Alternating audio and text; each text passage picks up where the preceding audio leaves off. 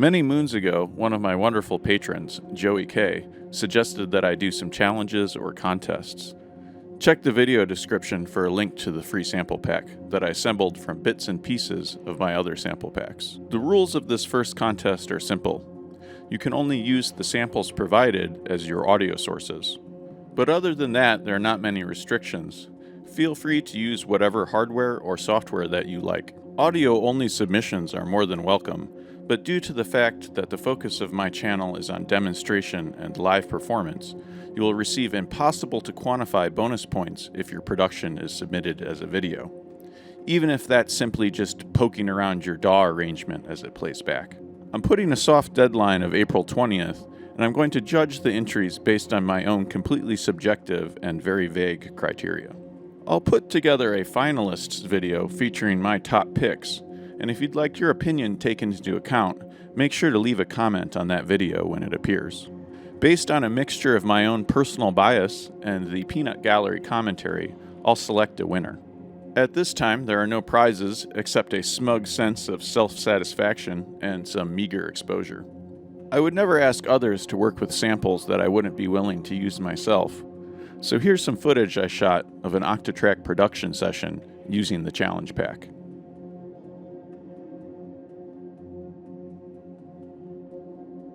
As usual, when starting a new project, I'm going to go into the memory setup and change the flex format and recorder format to 24-bit. Even though I have turned on dynamic recorders, I'm still going to leave some reserved memory for the record buffers. I've experienced some odd behaviors in the past doing live resampling when not explicitly reserving some of the memory for recording. Let's start this off by putting a flex machine on track 1. Now to go into the flex sample slots and load up the sample pack.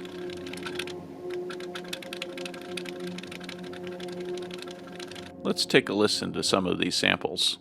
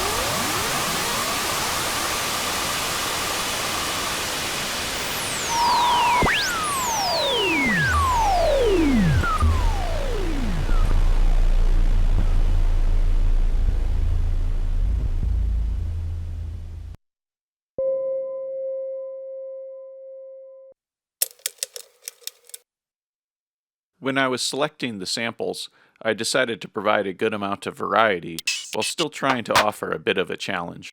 I really have no idea how I want to approach these samples. However, there are lots of loops in here to mess with, and that's always an easy way to generate new ideas. This one is pretty cool. Let's assign it to our flex machine. Pretty gnarly sample. I think the Orgasmatron and Triple Wave folder were involved with that one. Now into grid record mode, put down some trigs, and start the sequencer. I'll turn off time stretch for now. I'll try messing with the amplitude envelope first.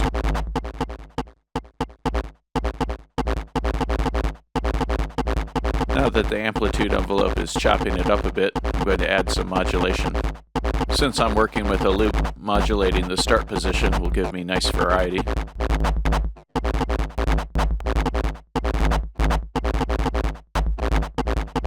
time to adjust the center point of the start position modulation.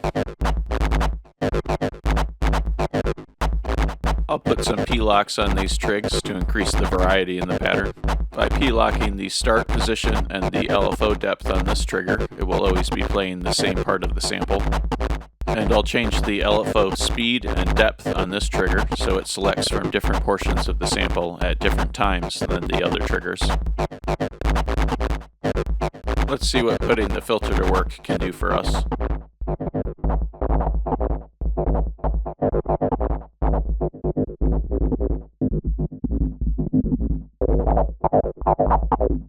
The filter envelope is making this very percussive.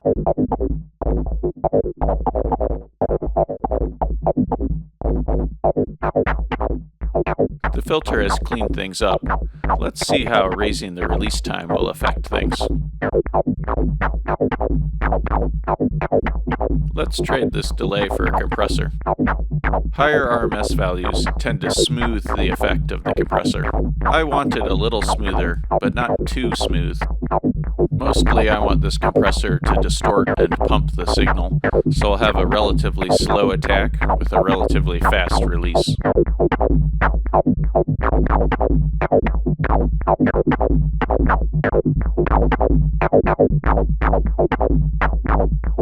That's good enough for now. Let's move on to a new sound.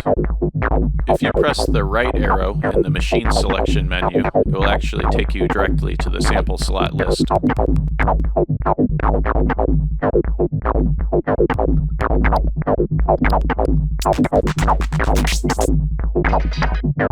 That first sound is getting in the way too much for now.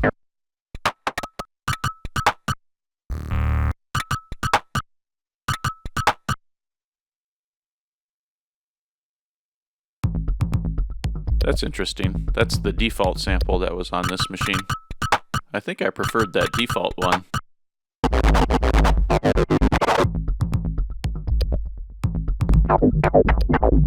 Although both of these samples are very heavy in bass content, they're in tune with each other because they are both generated by sampling the same bass drum module. Let's tighten up the amplitude envelope. Now to engage the filter.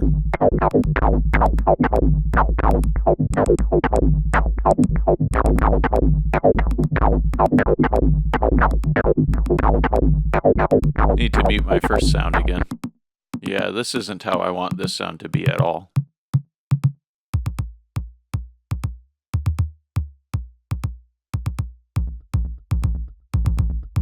I definitely like that sound. Let's put some modulation on the release time.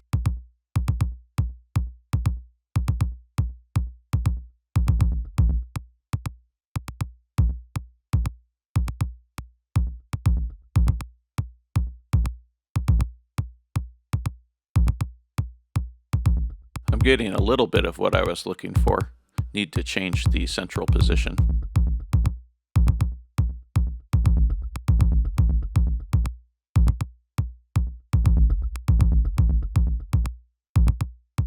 I'll increase the hold time slightly to thicken up the attack portion of the sound.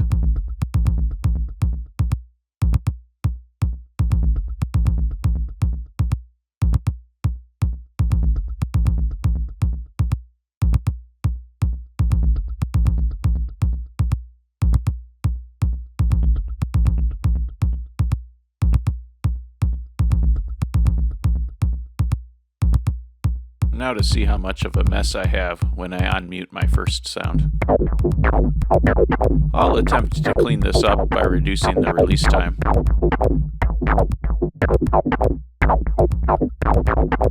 That's a little better. They're not completely stepping all over each other. Now I'll add a compressor to that second sound, beef it up a bit.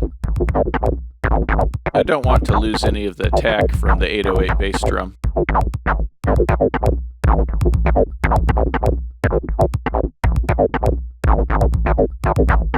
Now it's time for another sound. I don't think I want to use tracks 3 or 4 though, just in case I want some neighbor machines on that side. So now I'm going to put a flex machine on track 5. It's time for some higher frequency percussion sounds.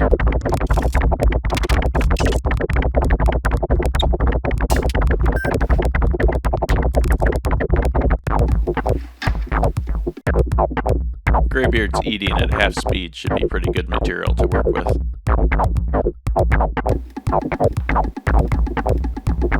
Now to scan around the sample.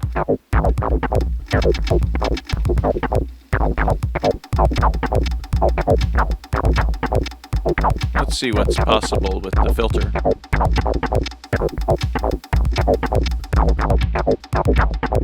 Time to mess with the amplitude envelope.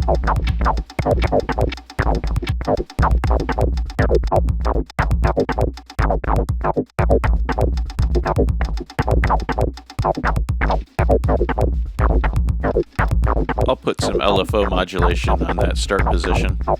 There's lots of little transients to pick up on out of the sample.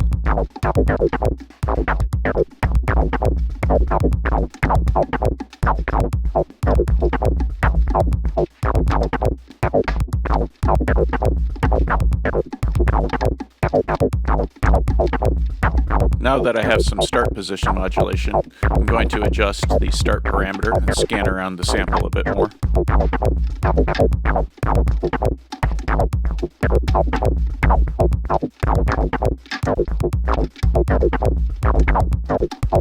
I'm starting to think I should open up my release time. I think I'll try out a compressor on this one. Just filters and compressors so far. I'm curious what some extreme shaping with a very low threshold will do.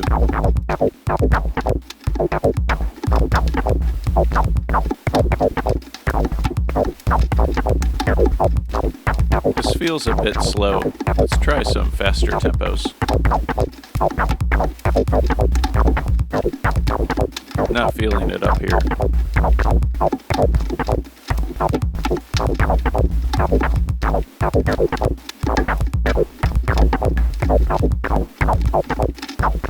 That's pretty good. Oops, too fast. Just needed to be a little faster than 120. This compressor's boring me, so I'm going to swap it out. Since I'm removing the compressor, I'm realizing I need to add some gain earlier in the signal path.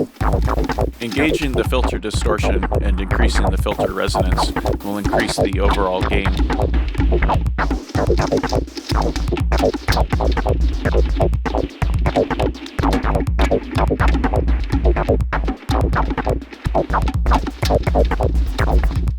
As I move these filter parameters around, mostly I'm listening for interesting little bits that pop out of the mess. I don't like that noisy wash of sound, so I'm going to tighten up the amplitude envelope.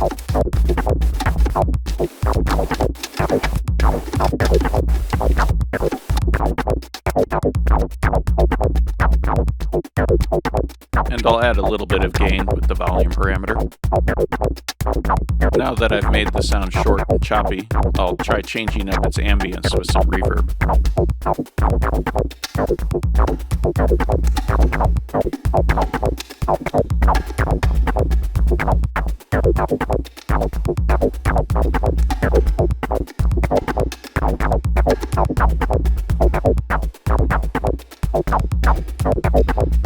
I often find it useful to test out the mono parameter on the plate and dark reverb. Not much noticeable effect on this sound, so I'll just leave the mono parameter at 0. I think I want more of a wash of reverb sound, so I'll switch to the dark reverb.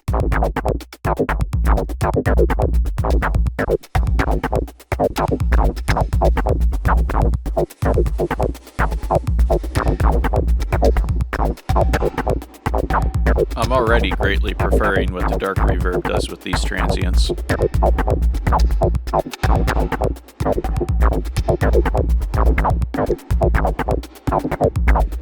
Time to alter the trigger pattern.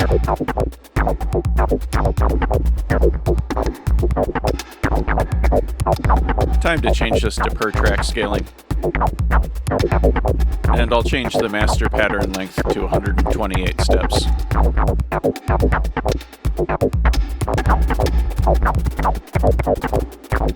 Not really feeling this double time action. I'll try working with it a little bit though.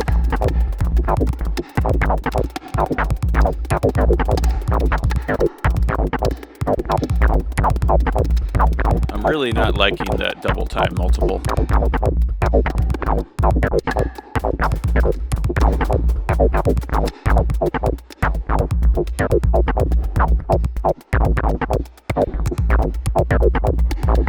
Time for a little bit of level adjustment and cleanup on the first two bass sounds.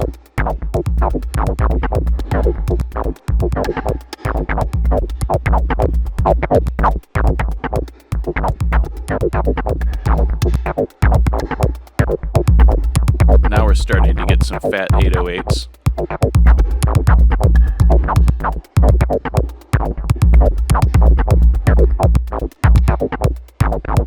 Okay, now I'm thinking that it's time for some sort of quasi-melodic sound or texture. I'm relatively happy with the two bass sounds, so I'm going to use track 3.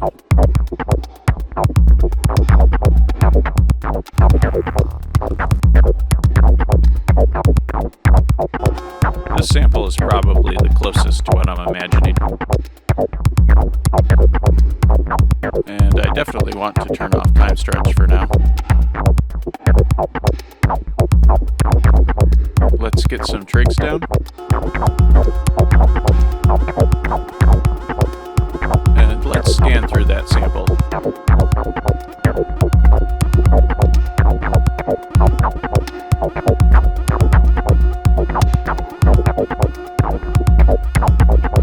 Let's leave the filter until a bit later. I'll tighten up the amplitude envelope first.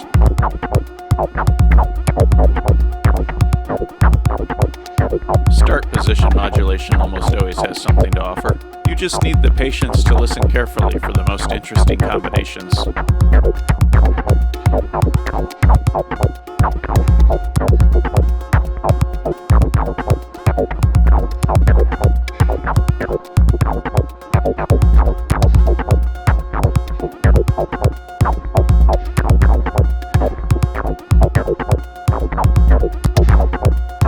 That's good enough for now. Let's go check out that filter again.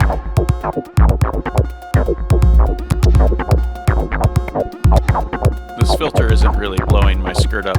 Let's try something a little fancier. Maybe a comb filter.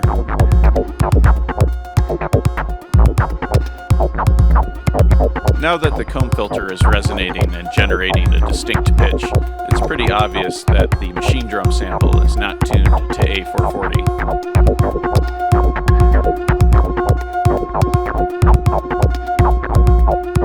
That's close enough for me. I like the sound. The tuning mismatch between the two sources is resulting in a rich harmonic texture. I'm going to try reducing the release time and adding a delay to this sound.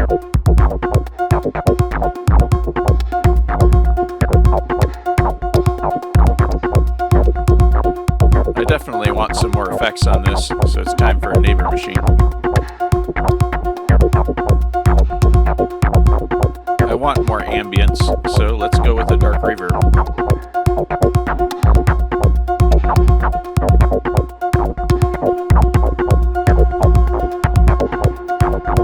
I'm going to try using this reverb to emphasize frequencies in the mids and upper mids.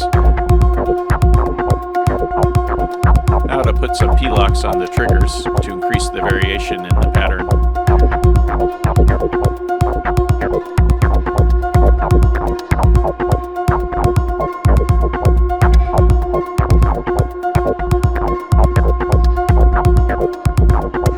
Now I'll add some triggers and put some conditions on them.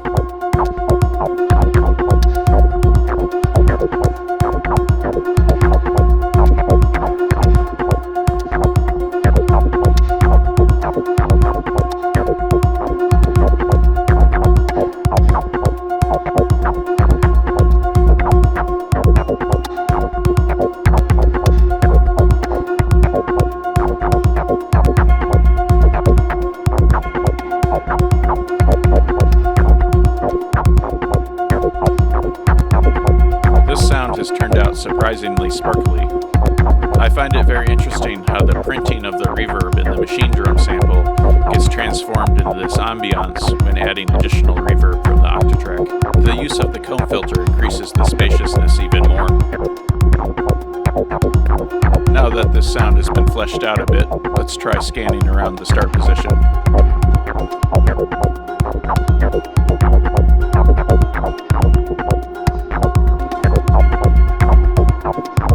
I liked the change in the start position, but I don't want to burn it into the part. So I'll create a scene in order to store this particular variation.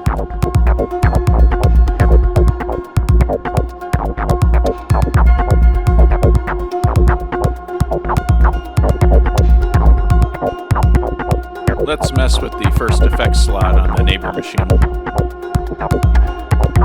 I need a quick memory refresh as to what's going on track 3. I'll try messing with the default filter. It's getting a fairly rich signal coming in from the source track. Now I want to hear these filter changes with the original start position. This filter right here is an excellent target for scene locks.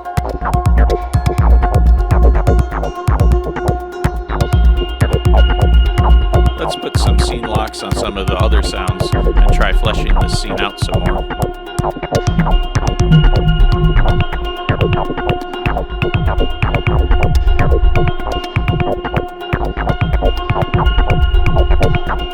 I'm trying to find scene lock values that produce significant variation, and not just any variations, but those that I determine to be the most significant and useful.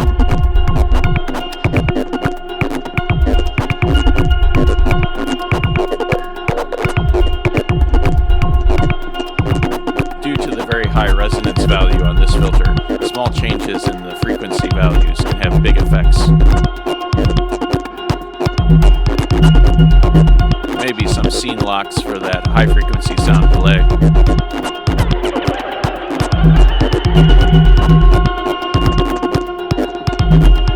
Definitely need slower echoes than that.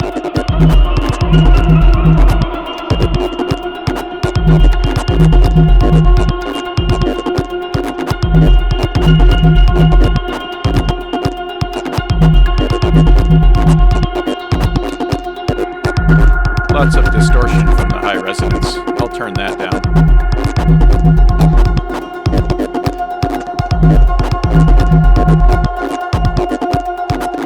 Need to try some negative feedback on this comb filter. Yeah, I can dig it. Time for some scene locks on Greybeard.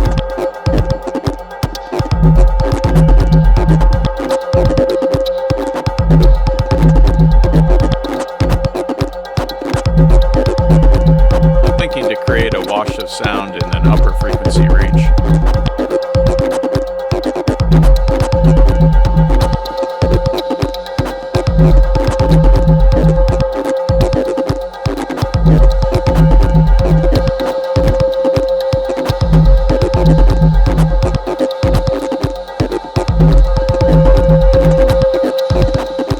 Now time to check out how the default part sounds in comparison. Cool, I already have 2 distinct sections to work with. Let's do some live resampling. I'm going to set up track 6 to be my live resampling channel. I need to change this flex machine so that it references recording buffer 6. Now to set up that recording buffer, I'm going to have it sample from the cue, and I'm going to set the recording length to be less than 16 steps. Now I'll pick a relatively random spot for the record trig, and I'll sample from a submix of track 4 and track 1. Need to take a quick look to make sure I'm not clipping the cue bus. Now time to get some trigs down. And I'll mute the other tracks so I can hear what I'm doing. Let's see what happens when I take it down an octave. Now to tighten up the amplitude envelope. Let's see what the filter does to this. I'll bring back my comb filter texture. I want to hear how these 2 sounds interact.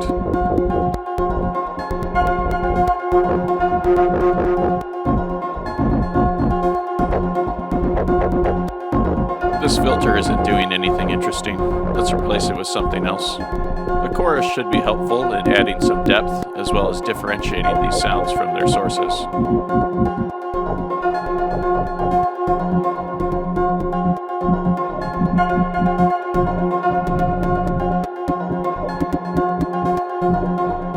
This delay is just making a mess. I'll try a compressor to see how I can manipulate the sound.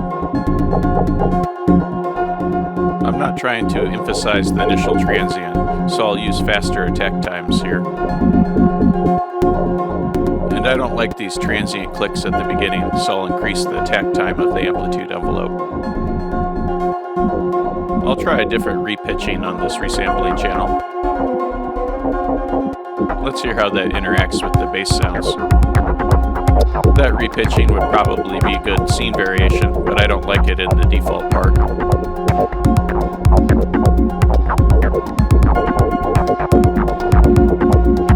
When adjusting a chorus with high feedback, I always make sure to pay careful attention to what frequency ranges are being emphasized and de-emphasized by different delay values. I'm somewhat indifferent to the effect of this chorus, so I'll try something else.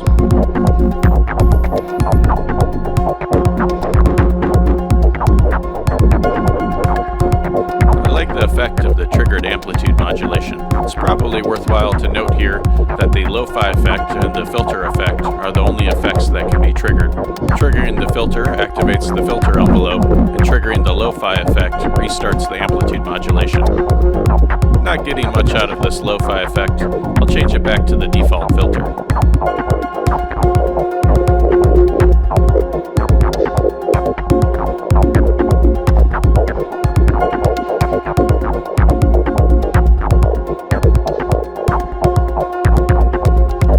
Now that I've messed with it a good bit, I'm curious what changing it back to the original pitch will sound like.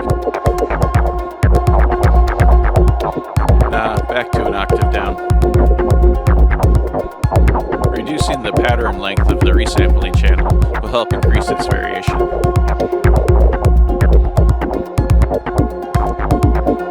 Let's reactivate that scene we were developing earlier. This is getting quite loud. There's some distortion lurking in the gain stages, as well as certain frequency buildups occurring. I'll try addressing it by reducing some of the filter resonance and the kiln filter feedback.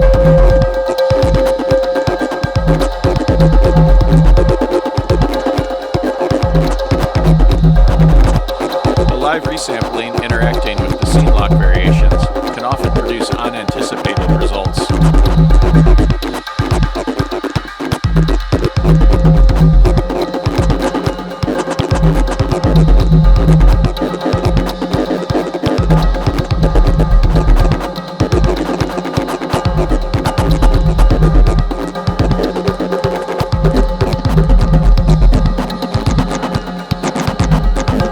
Time to try a slightly different Q-bus routing.